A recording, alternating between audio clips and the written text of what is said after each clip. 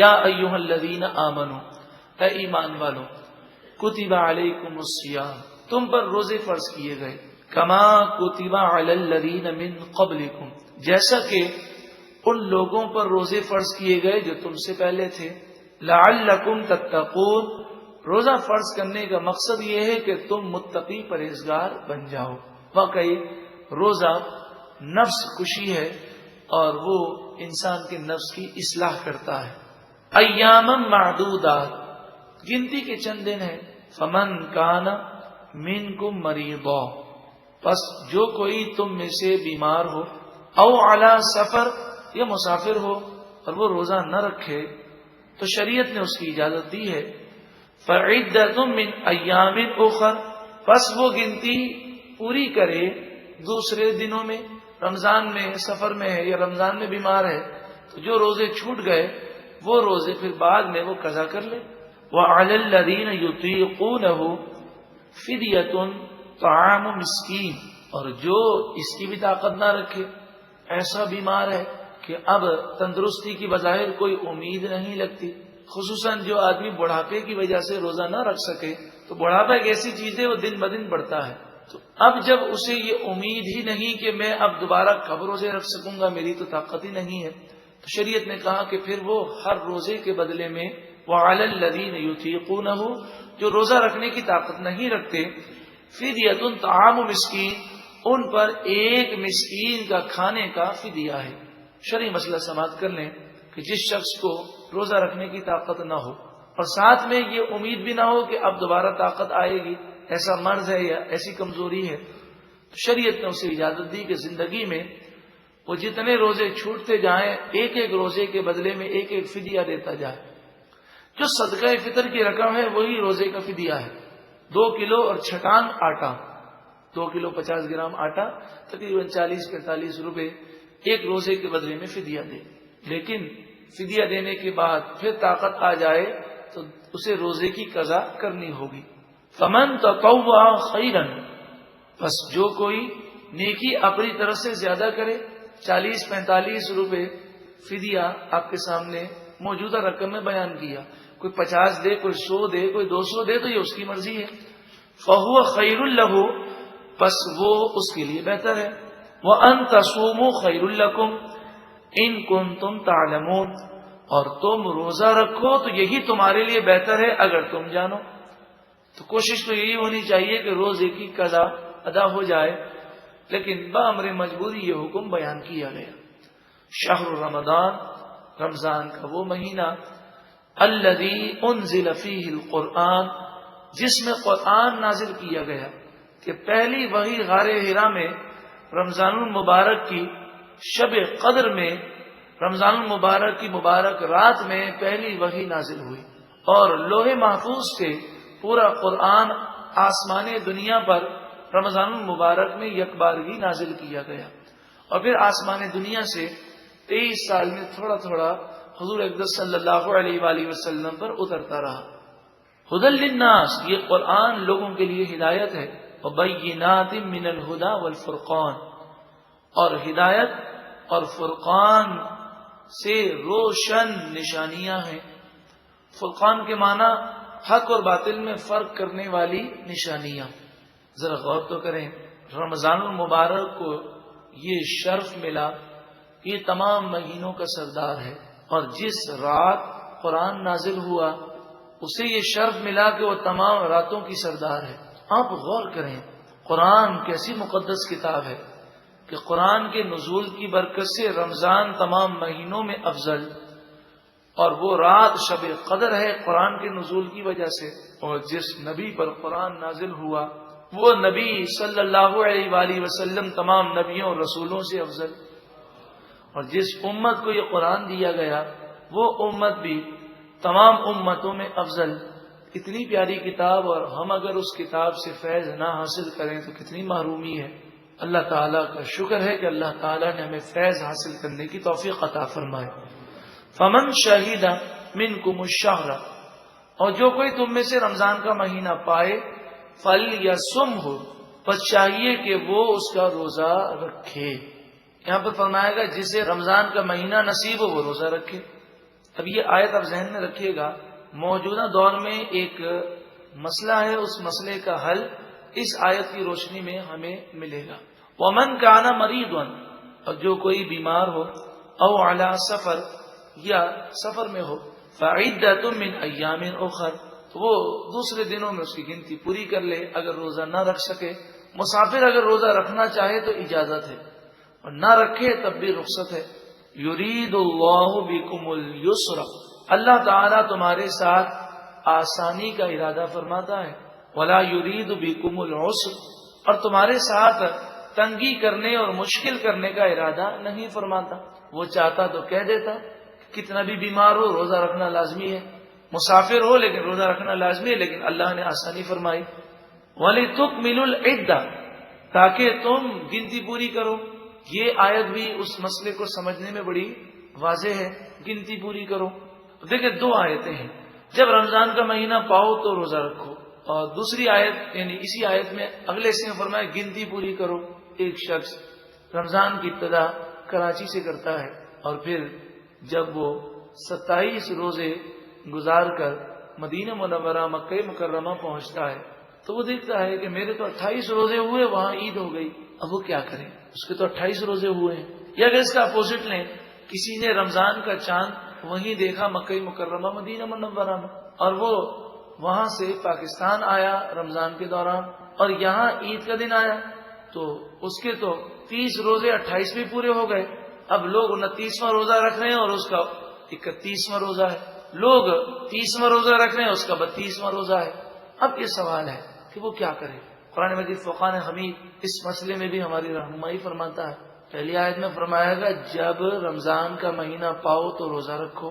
جب ہم یہاں سے گئے اور مکہ مکرمہ مدینہ منورہ میں رمضان بقیہ پورا کیا، اب عید کا دن آ گیا تو ہمارے تو 28 روزے ہوئے ہیں، تو قرآن نے فرمایا رمضان کا مہینہ پاؤ تو روزہ رکھو۔ اب ہم نے 29واں روزہ نہیں رکھنا کیونکہ اب ہمارے پاس رمضان کا مہینہ نہیں ہے، لیکن قرآن نے دوسرے مقام میں فرمایا گنتی پوری کرو، تو ہمیں 30 تو روزے رکھنے ہیں۔ یا وہاں کے لوگوں نے اگر 29 کا چاند دیکھا ہے تو ہمیں 29 روزے رکھنے ہیں۔ اور پھر حدیث پاک میں جب لوگ عید کریں تو ان کے ساتھ عید مناؤ۔ تو اب ان تمام باتوں کا خلاصہ یہ ہوا کہ یہاں سے ہم گئے اور 28 روزے پورے ہوئے تو ہمیں وہاں لوگوں کے ساتھ عید منانی ہے، اور جو روزوں کی گنتی میں کمی ہے وہ بعد میں قضا کی صورت میں پورا کریں گے۔ وہاں سے ہم آئے، وہاں سے چاند دیکھ کر ابتدا کی، یہاں پر آئے ہمارے 30 روزے پورے ہو گئے، اب 31واں روزہ ہے، 32واں روزہ ہے، تو یہ عید کا دن نہیں ہے، کیونکہ حدیث پاک میں فرمایا جب لوگ عید کریں تب تم عید کرو۔ تو اب لوگ تو عید بعد میں کریں گے تو ہم ان کے ساتھ عید کریں گے۔ اب 31واں روزہ اور 32واں روزہ رکھنا کیسا ہے؟ یہ رکھنا فرض نہیں ہے، کیونکہ قرآن نے فرمایا گنتی پوری کرو، اور گنتی تو ہماری پوری ہو گئی، 30 روزے ہم نے رکھ لیے، لیکن 31واں روزہ رکھ لیں تو یہ جائز ہے کیونکہ یہ عید کا دن نہیں ہے۔ اگر 32واں روزہ رکھ لیں تو یہ بھی جائز ہے، یہ نفلی روزہ ہوگا، اور اگر کوئی روزہ نہیں رکھتا تب بھی اس پر کوئی گرفت نہیں کہ وہ گنتی پوری کر چکا۔ حدیث پاک میں ہے رمضان کا مہینہ یا تو 29 کا ہوتا ہے یا 30 کا ہوتا ہے، تو وہ گنتی پوری کر چکا، لیکن 31واں روزہ وہ نہیں رکھتا تب بھی لوگوں کے سامنے اسے اسی طرح رہنا پڑے گا جیسے میں روزے دار ہوں۔ کسی روزے دار کے سامنے کھانا پینا اس کے لیے جائز نہیں ہوگا، تو بہتر یہی ہے کہ وہ 31واں اور 32واں روزہ رکھ لیں، یہ نفلی روزہ ہوگا۔ لوگ کنفیوز صرف اس مسئلے میں ہوتے ہیں کہ یہ 31واں روزہ ہمارے لیے 31واں ہے، ان کے لیے 29واں ہے، تو وہ یہ کہتے ہیں کہ 31واں ہمارے لیے نہیں ہے، ہمارے لیے تو آج عید کا دن ہے۔ تو میں نے آپ کو حدیث پاک سے قاعدہ بتایا عید ہمیں کب منانی ہے؟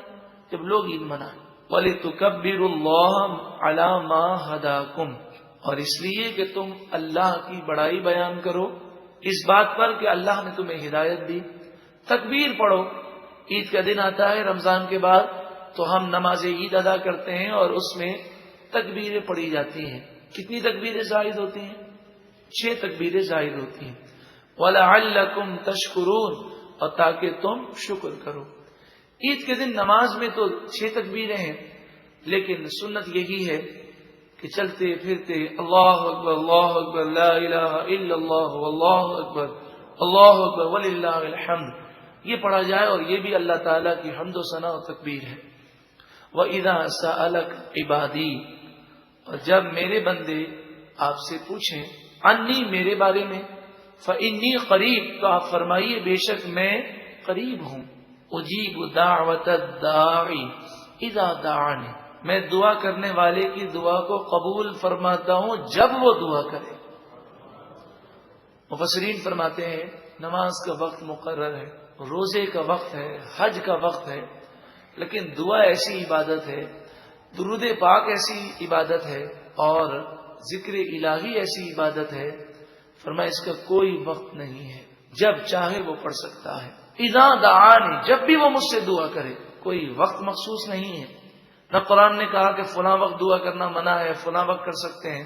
اب وہ نماز جنازہ کے بعد دعا کرے، قبرستان میں تدفین کے بعد دعا کرے، یا قبرستان سے نکل کے قبرستان کے گیٹ پر دعا کرے، یا گھر پر پہنچ کے گھر کے باہر کرے، گھر کے اندر کرے، دل سے کرے، زبان سے کرے، ہاتھ اٹھا کے کرے، شریعت نے کوئی پابندی نہیں لگائی۔ اور جب شریعت نے کوئی پابندی نہیں لگائی تو اپنی طرف سے پابندی لگانا یہ گویا کہ شریعت پر اضافہ کرنا ہے، ہم پابندی نہیں لگا سکتے۔ اور جہاں تک نماز جنازہ کے بعد دعا کرنے کا حکم ہے، ابو داؤد شریف اور ترمذی شریف کی روایت ہے، قال رسول اللہ صلی اللہ علیہ وسلم، اللہ کے رسول صلی اللہ علیہ وآلہ وسلم نے ارشاد فرمایا، اذا صلیتم علی المیت، جب میت پر نماز پڑھ چکو یعنی نماز جنازہ پڑھ چکو، فاخلصوا له الدعاء، فا کے معنی پس، اور فا آتا ہے فوراً کے لیے، کس کے لیے آتا ہے؟ پس فوراً اس میت کے لیے اخلاص کے ساتھ دعا مانگو، فاخلصوا له الدعاء۔ جب حدیث پاک میں حکم دے دیا گیا، اب جنازے کی نماز کے بعد اگر دعا مانگ لی جائے تو اس میں کوئی حرج نہیں ہے۔ حضرت امام بخاری علیہ رحمہ کے استاد ہیں ابن شیبہ، ان کی تصنیف ہے جس کی روایتیں امام بخاری نے بھی لکھی ہیں، مصنف ابن ابی شیبہ۔ آپ کئی حدیثیں نماز جنازہ کے بعد دعا کے بارے میں لکھتے ہیں، اور صحابہ کرام کا معمول لکھتے ہیں کہ حضرت علی رضی اللہ تعالی عنہ آپ نماز جنازہ کے بعد دعا اس طرح کرتے کہ صف کو توڑ کر میت کے قریب آ جاتے۔ آج بھی یہی معمول ہے کہ صفیں توڑ کر سب میت کے قریب آ کر دعا کرتے ہیں۔ امام بخاری علیہ رحمہ کے استاد محترم نے حضرت عمر رضی اللہ تعالی عنہ کو یہ قول لکھا مصنف ابن ابی شیبہ میں کہ حضرت عمر لیٹ ہو گئے، کوئی جنازہ ہو رہا تھا، جنازہ ختم ہو گیا تو آپ نے آواز دی اور کہا تم نے نماز جنازہ تو پڑھ لی ہے، اب تھوڑی دیر ٹھہر جاؤ، مجھے دعا میں شریک ہونے دو۔ تو پتہ چلا صحابہ کرام کا یہ معمول تھا کہ وہ نماز جنازہ کے بعد دعا مانگا کرتے تھے۔ اور ویسے بھی دعا اللہ سے مانگنی ہے، اور رب العالمین کی بارگاہ میں ہاتھ اٹھانے میں کیا شرم اور کیا جھجک۔ اللہ تعالی ہمیں ایسی سعادت عطا فرمائے اور ہمیں ایسی اولاد نصیب فرمائے کہ جب ہمارا جنازہ رکھا ہو تو وہ نماز جنازہ کے بعد رو رو کر ہمارے لیے دعائیں کر رہی ہو۔ اسے جنازہ قبرستان پہنچانے کی جلدی اور جان چھڑانے کی جلدی نہ ہو، بلکہ بہتر تو یہ کہ باپ کا جنازہ ہے تو بیٹا پڑھائے، لیکن بیٹا تو وہ پڑھائے نا جس کو ہم نے اسلامی تعلیم دی ہو، جس سے خود جنازے کی دعائیں نہیں آتی وہ کہاں سے پڑھائے گا۔ ارشاد فرمایا اجیب دعوت الداعی اذا دعانی، میں دعا کرنے والے کی دعا کو قبول فرماتا ہوں جب بھی وہ دعا مانگے، لیکن دو شرطیں ہیں، فَلْيَسْتَجِيبُوا لِي، اور چاہیے کہ وہ میرا کہنا مانے، وَلْيُؤْمِنُوا بِي، اور چاہیے کہ وہ مجھ پر ایمان رکھیں، لَعَلَّهُمْ يَرْشُدُونَ، تاکہ وہ ہدایت پا جائیں۔ اسلام کی ابتدا میں جس طرح روزے میں اپنی زوجہ کے قریب جانا، قربت کرنا یہ حرام ہے، یعنی قریب جانے سے مراد صحبت ہے، تو قربت کرنا یہ حرام ہے، اسی طرح ابتدائی اسلام میں رمضان کی راتوں میں بھی قربت کرنا یہ حرام اس صورت میں تھا کہ اگر عشاء کی نماز پڑھ لی یا مغرب کے بعد آنکھ لگ گئی تو اب پوری رات اور پورے دن میں قربت جائز نہ ہوتی۔ احل لکم لیلۃ الصیام الرفث الی نسائکم، اس آیت سے اجازت دے دی گئی، حلال کیا گیا تمہارے لیے رمضان کی راتوں میں عورتوں سے قربت کرنا، ہن لباس لکم وانتم لباس لہن، وہ تمہاری بیویاں تمہارے لیے لباس ہیں اور تم ان کے لیے لباس ہو. علیم اللہ انکم کنتم تختانون انفسکم، اللہ تعالی خوب جانتا ہے کہ تم اپنی جانوں میں خیانت کیا کرتے تھے. یعنی بعض مسلمانوں سے رمضان کی راتوں میں یہ فعل سرزد ہو گیا. فتاب علیکم، پس اللہ نے تمہاری توبہ قبول فرمائی. وعفا عنکم، اور تم سے درگزر فرمایا. فالآن باشروہن، پس اب تم ان سے قربت کرو، رمضان کی راتوں میں جائز ہے. وابتغوا، اور تلاش کرو، ما کتب اللہ لکم، جو اللہ نے تمہارے لیے لکھا. اس سے اولاد کا حصول بھی مراد ہے، اور رمضان کی راتوں میں اللہ کی عبادت کرنا اور گریہ وزاری کرنا بھی مراد ہے. وَكُلُوا وَاشْرَبُوا، اور کھاؤ اور پیو. حَتَّى يَتَبَيَّنَ لَكُمُ الْخَيْطُ الْأَبْيَضُ، یہاں تک کہ ظاہر ہو جائے تمہارے لیے سفید دھاگا. مِنَ الْخَيْطِ الْأَسْوَدِ، کالے دھاگے سے. مِنَ الْفَجْرِ، او پھٹ کر صبح کے وقت. اس سے مراد صبح صادق ہے، یعنی کھانا پینا جائز ہے صبح صادق سے پہلے پہلے تک. اور قرآن نے اذان کا ذکر نہیں کیا، قرآن نے یہ ذکر نہیں کیا کہ آخری اذان تک آپ کھا پی سکتے ہیں. قرآن نے صبح صادق کا ذکر کیا. اس سے کالے دھاگے سے مراد رات کا اندھیرا ہے، اور سفید دھاگے سے مراد وہ روشنی کی ایک کرن ہے جو بالکل اندھیرا ہو آسمان کے مشرقی کنارے پر صبح صادق کے وقت، جو سحری کا آخری وقت ہوتا ہے. اس وقت وہ ہلکی سی روشنی کی ایک کرن، ایک لکیر آسمان پر نظر آتی ہے.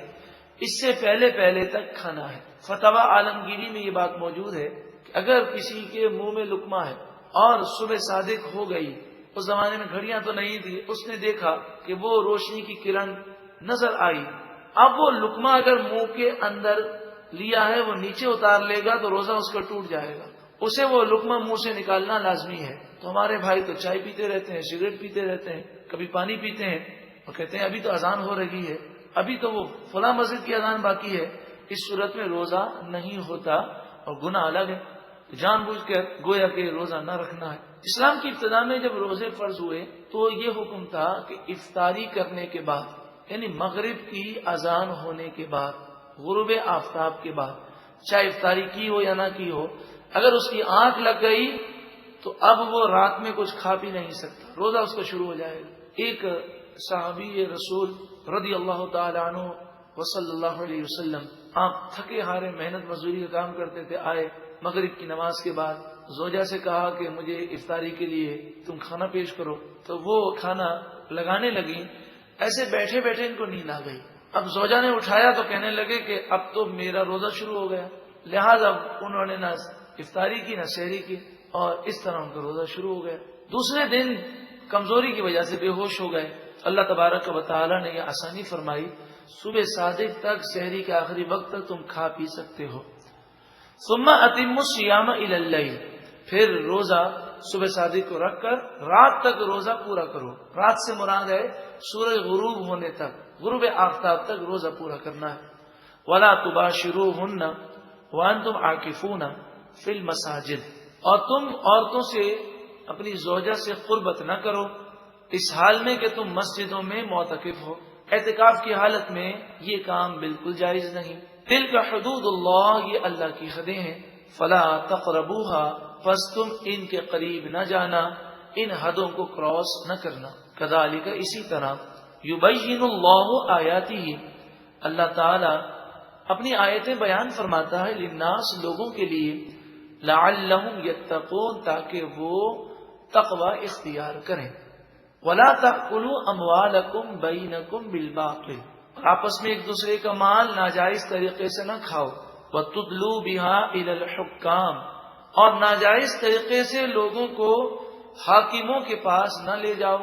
لتأکلوا فریقا من اموال الناس بالاسم، تاکہ تم لوگوں کے مال کو کھا جاؤ گناہ کے ساتھ. وانتم تعلمون، حالانکہ تم جانتے ہو کہ یہ بہت بڑا جرم ہے. تو جھوٹے مقدمات قائم کرنا اور کسی کی زمین یا کسی کے مال پر قبضہ کرنا، یہ حرام، اور اس کی مذمت اس آیت میں کی گئی.